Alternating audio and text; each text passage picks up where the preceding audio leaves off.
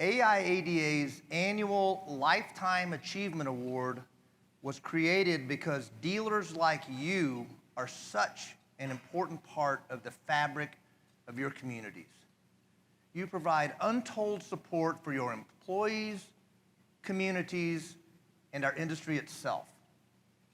To recognize an outstanding dealer who embodies the very best our industry has to offer, AIADA's board named our annual award after legendary St. Louis dealer Dave Mungenast, a man who ran a successful group of dealerships, but he's best remembered for all he did for those around him. This year's recipient of the Mungenast Award is no different and is a true industry icon. Let's roll the video, please. Every year, we American International Auto dealers recognize the lifetime achievements of somebody who epitomizes the qualities of our late and legendary leader, David F. Mungenast Sr. This year, it's a genuine industry legend, Mike Marooney. He's a visionary. He knows more about markets and market dynamics than anybody that I know. The direction it's going, the technology, but also all the different aspects of automotive retailing. He's somebody that you'd want to emulate in business yourself and look up to. And he's someone who's going to pass along everything he's learned from one generation on to the next.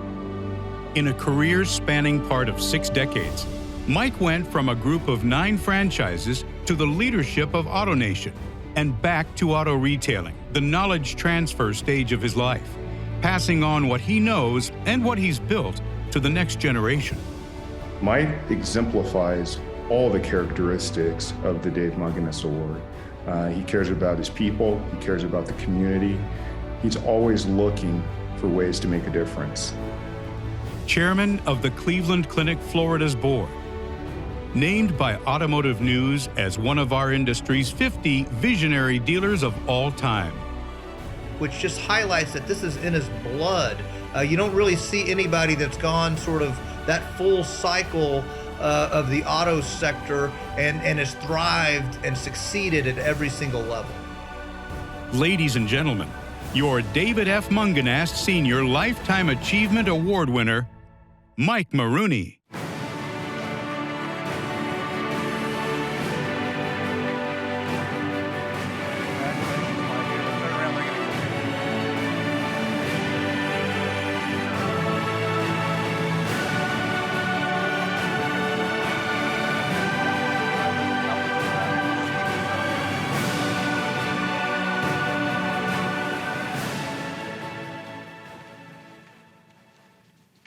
They told me I could have up to an hour and a half to speak to you, so I prepared some very copious notes.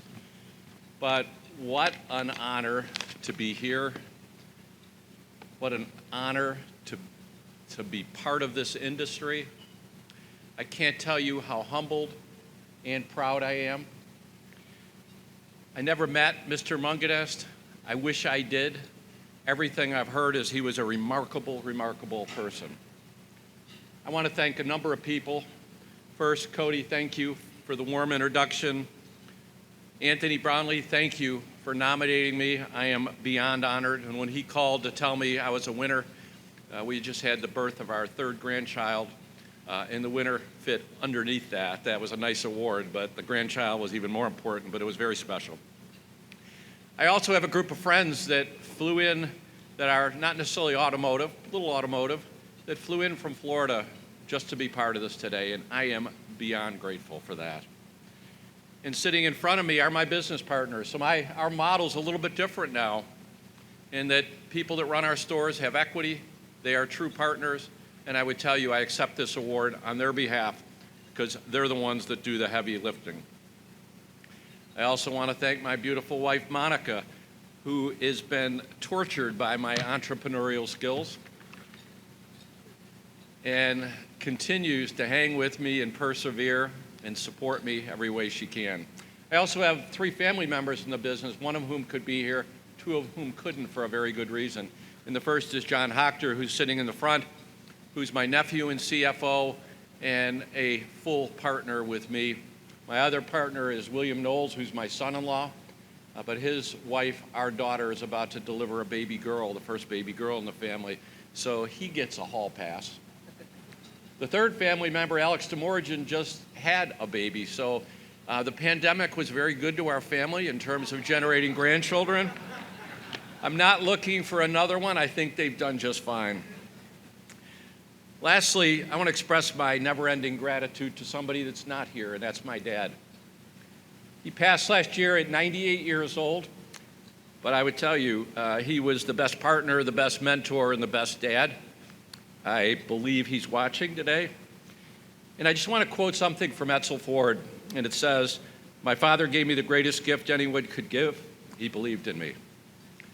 So, thank you. So, lifetime achievement is kind of an unusual thing because I think I'm only halfway done. I'm 68. I think really 135, 140 years old will be just fine. I have Lebanese blood. We live a long time. But I look back on some of the chapters, and like many people in this room, I'm a second-generation dealer. I literally been hanging out in car dealerships since I was 2 years old. Being a partner with my dad was incredible, and we built a great business. I was the youngest Ford dealer in the country in 1977. We were the largest GM and Isuzu dealer at some point in time. That was a great chapter. Later was one of the founders of Drivers Mart, which you probably don't remember. It was along with Don Flo and Joe Serra. But it was with what I call the household names in the industry: Carl Sewell, Bert Bachman, John Bergstrom, Don Flo, Jeff Pahanka. We just had an incredible group of people in a concept that later got gobbled up by a little retailer named Republic Industries. So Drivers Mart is what really introduced me to Wayne Huizenga. And what a ride it was. I was employee number 2 at Republic Industries. When I left, there was 26,000.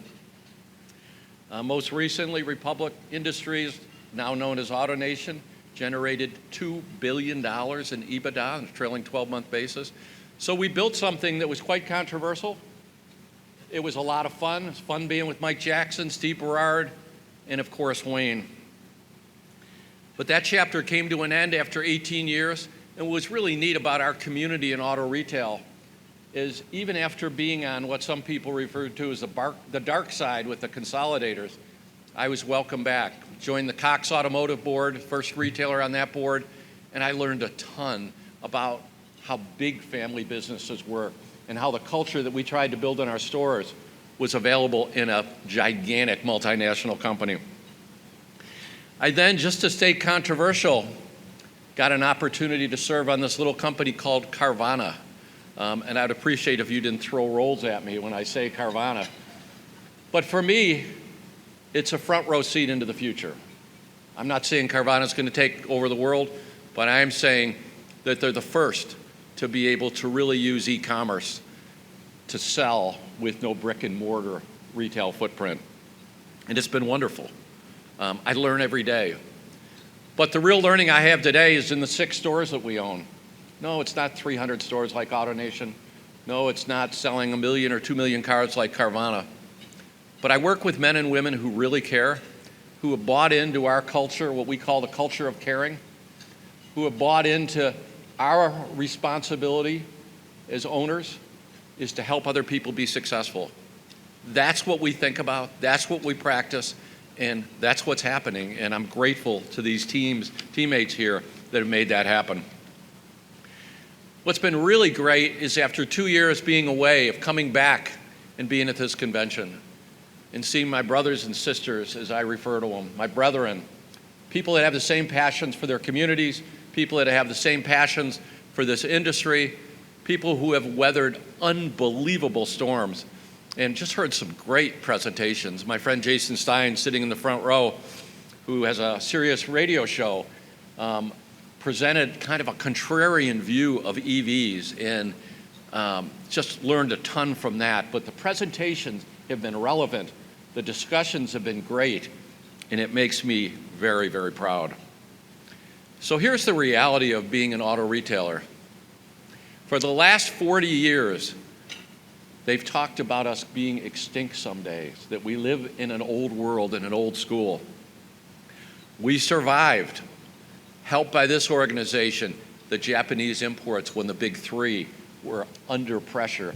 And what happened? We got better products, we had better partners, and today, just great manufacturers. And then you can go into the gas shortages and how that just rippled through the industry and flipped everybody on their head. And then you go into CarMax, big bad CarMax, the big box retailer. They're going to come in and take the world over. Didn't happen. And then came AutoNation. I signed my deal with Mr. Huizinga, and the next day, or the next week, I went to NADA. I have never felt so ostracized in my life. Everybody was afraid that Wayne was going to take over the world. And what's happened? There's still 2 or 3% of the industry. Great company, but certainly didn't take over the world. Now today, we've been through the bankruptcy of Ford and Chrysler. We're now facing Tesla, direct seller, Rivian, direct seller, Carvana, direct seller. And here's my prediction. This will still be a great industry. This will still be enormously profitable. And it'll be an industry that'll allow us to give back to our communities. I have absolutely no fear of the future. All I have is optimism. If we adapt, if we do the right thing for our guests, which is what we call our customers, I think the dealer model will be fantastic. Last year was the most profitable time in the history of auto retail. I think there's a chance that this year is going to be better. Why? Because dealers compete, because dealers invest, because dealers adapt, and most importantly, because dealers really care. And I think that's what distinguishes us from others. This is not big box, no name, no face. We put our heart on the line, we put our money on the line, and I like our odds. I am very proud to be an auto dealer. I'm deeply honored to be with you, and my goal is that I live a long time and am able to give back even more to the industry and even more to the communities that we serve than we have to date. So thank you so much for having me. I really appreciate the honor.